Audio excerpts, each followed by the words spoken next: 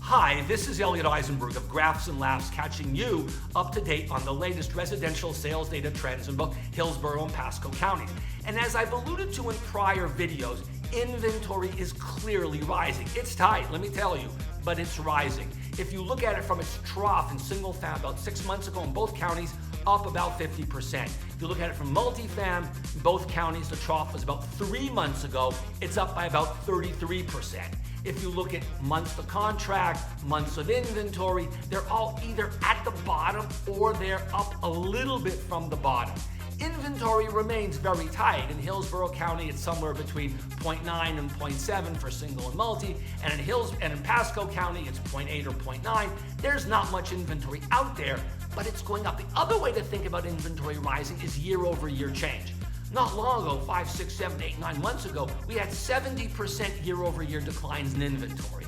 Now inventory is declining 20, 25% year-over-year.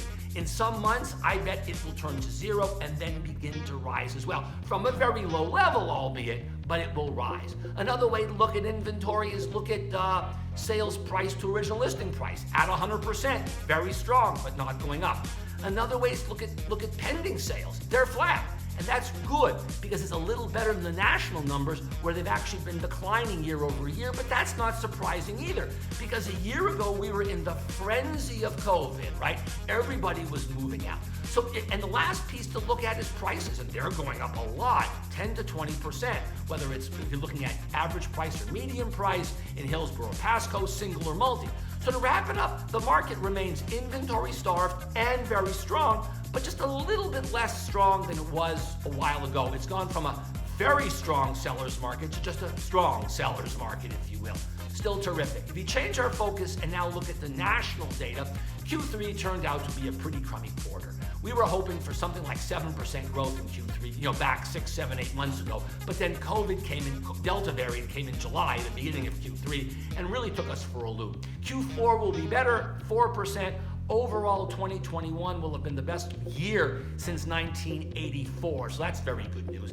Other piece of good news is that COVID vaccination rates keep going up. They're in the high 50s right now, and they'll end up being in the low 60s before the year's out, with more people getting vaccinated, kids becoming eligible, and don't forget people who have had COVID who aren't going to get vaccination rates. As a result, Florida certainly will not see a big outbreak of COVID in the winter, and I don't think the rest of the country will either.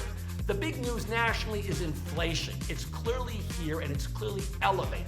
It may well have peaked, but it's not going to go down all that fast because labor problems persist, supply chain problems, inventory problems, transportation problems, and so on.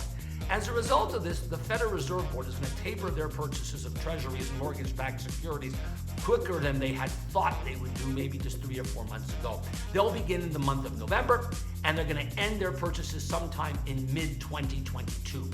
After that, they will think about raising rates. Whether they actually raise them or not in mid to late 22 very much depends on what the interest rate environment is at that time. The betting on Wall Street right now is that they'll raise rates twice in 22, each by 25 basis points or a quarter point. But again, who really knows? The key thing I want you to leave with this notion is that rates are probably likely to rise over the next year or 18 months. Probably not a tremendous amount, again, half a percent or something, but let your buyers beware of that. In the meantime, enjoy the continuing strong market here in Tampa, and I look forward to seeing you next month.